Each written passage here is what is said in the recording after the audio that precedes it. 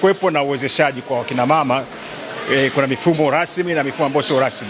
Kwa hiyo inamwandaa mama kukabiliana na changamoto mbalimbali, lakini wanaume hawajapata fursa hiyo. Ina maana kwamba huyu mwanaume wa sasa anahitaji sasa kujengewa uwezo, kuwezeshwa ili aweze kuchukua nafasi yake, kwa sababu kuna madhara makubwa mwanaume asipochukua nafasi yake kama mwanaume katika malezi, katika masuala ya kiuchumi, kijamii na hata kiutamaduni, kuweza kulea taifa ambalo itakuwa na mshikamano, kulea familia ambayo itakuwa na mshikamano. Kwa hiyo mifumo iliyopo sasa hizi haimjengee uwezo mwanaume.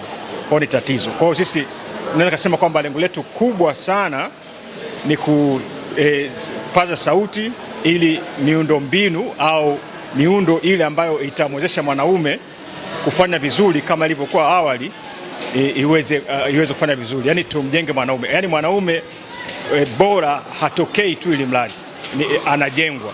Na mifumo ya kumjenga mwanaume bora haipo. Na sasa wa Kitanzania kuendana na mila na desturi za Kitanzania, mifumo ile imeyumba sana. Ni vizuri sasa tukaunganisha juhudi zetu, tukaja tukawa pamoja, tukasonga mbele ili kuweza kuhakikisha kwamba tunampata mwanaume bora wa Kitanzania. Siku ya mwanaume wa Kitanzania ni siku muhimu sana ili kuweza kukumbusha na kufundisha jamii kazi, majukumu, umuhimu na thamani ya mwanaume kwenye jamii, kwenye familia na kwenye taifa kwa ujumla.